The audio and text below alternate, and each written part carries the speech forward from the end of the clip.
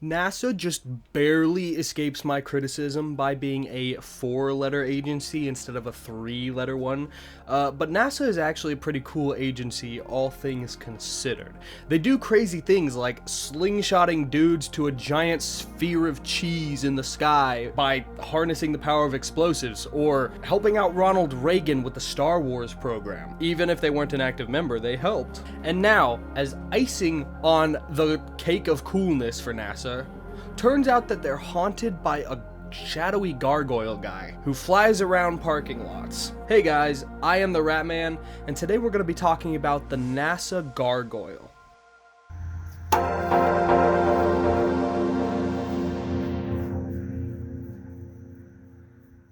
Real quick before we hop into the details of this, we're trying to hit 500 subscribers. I bet you we can make it within a couple months now. Once we hit 500 subscribers, that's 500, that's it. I'm gonna go hunting for a sewer beast that I saw in a rain drain near me. That's not even a joke, okay?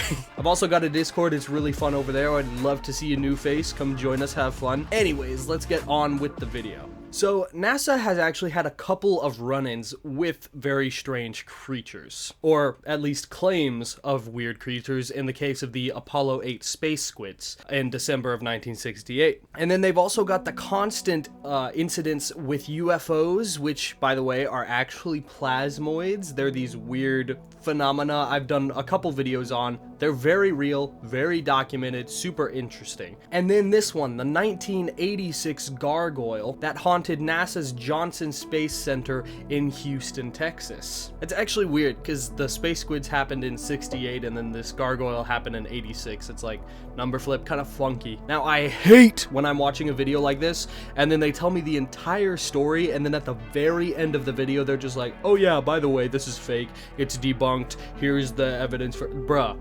I mean, I still would have watched if you told me that from the beginning, but it just feels like, dang, all that build-up just to tell me, yeah, it's fake. So, to avoid that, I'm gonna tell you the reasons that this story is questionable right off the bat. Now, keep in mind, I believe in cryptids. I've experienced some really weird, unexplainable stuff. I believe that any cryptid story could be possible, okay? So, with that said, this story was experienced by a man who told his daughter, who waited 18 years and then told Nick Redfern, which is an author who writes about cryptids and conspiracies. I don't know if Frank Shaw is actually the man who experienced these events or if that's just like a fake identity to keep him safe. Information was kind of all over the place, it was hard to decipher on that, but it's very possible that Nick Redfern made up this story to put in one of his books.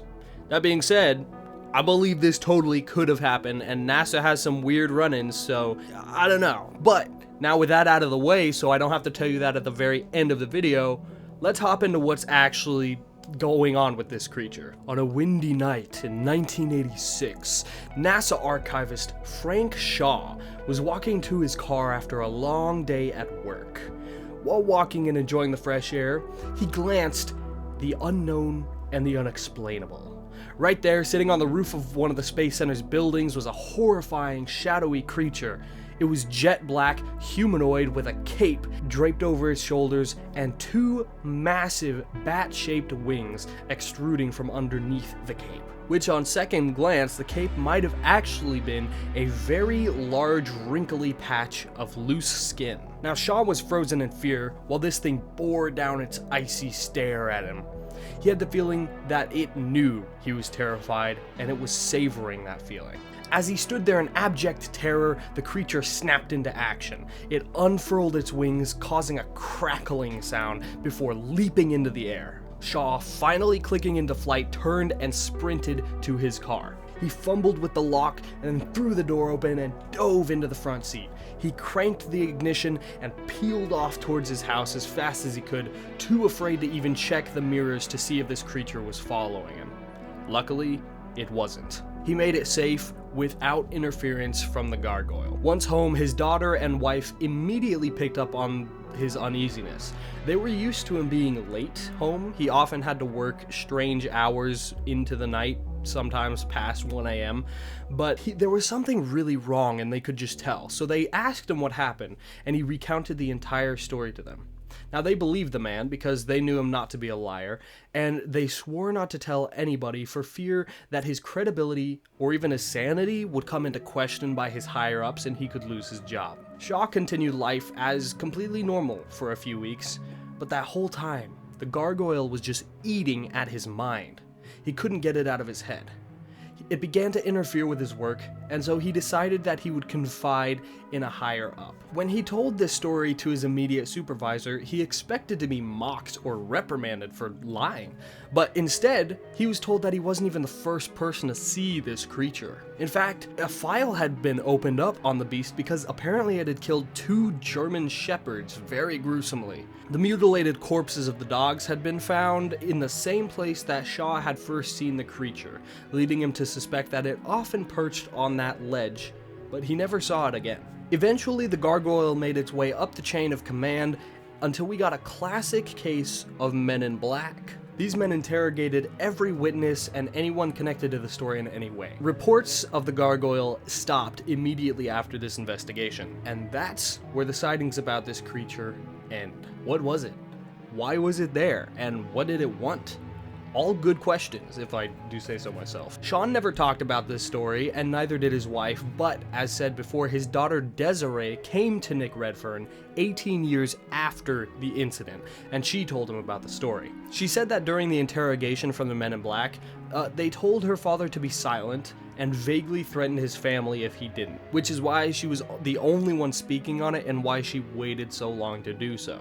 Okay, actually though, like, why do Men in the Black have such a thing for vaguely threatening families? Like, they don't even directly say it, they just give a vague threat specifically about family every time. It's kind of funny. So, you might be asking, what exactly is a gargoyle? I'm sure we all have a basic idea. I mean, Hunchback of Notre Dame from, like, that Disney movie, they had gargoyles in them, but what actually is a gargoyle? Gargoyles were really funky pieces of architecture used during the Gothic period in Western Europe.